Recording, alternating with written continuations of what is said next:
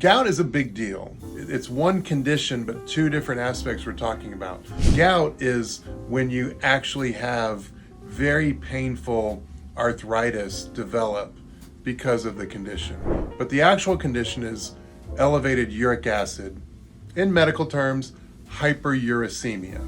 Uric acid is a normal waste product of the body. And the way our body gets rid of it is a little different. We turn the excess substance we're getting rid of, just to not be complicated, I'm not going into that, we turn that into uric acid. And the uric acid is supposed to be released in our urine through our kidneys. The problem is when we make too much uric acid, fructose. Now, you may not recognize fructose unless you've read a label on the Coke bottle and it says high fructose corn syrup.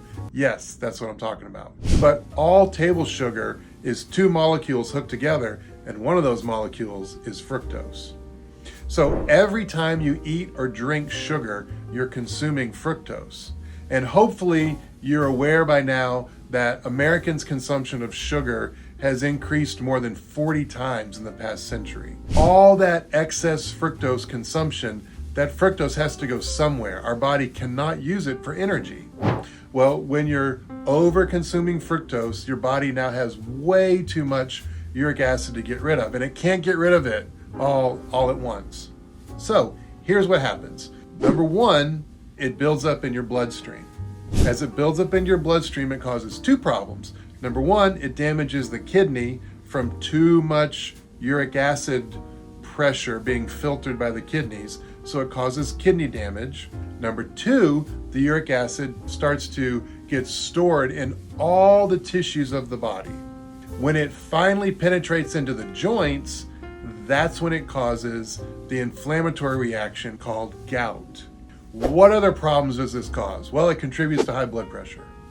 So both the kidney damage and the effects of high uric acid on our blood vessels contributes to high blood pressure, which now contributes to congestive heart failure, heart attack, and stroke.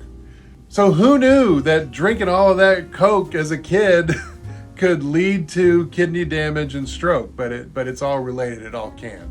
So what can you do about it? Hopefully you're connecting the dots here. It's very clear that reducing your sugar consumption is the first thing you should do in order to improve your blood uric acid level. Some people are more likely to create too much uric acid than other people. So if you have a family member with gout, you might be more likely for that to happen. I see way more men than women with elevated uric acid and gout. So there's a biological gender relationship there as well. Thanks a lot for watching. I hope you found this really helpful. And if you did, please subscribe to this page because there's a ton more videos out there.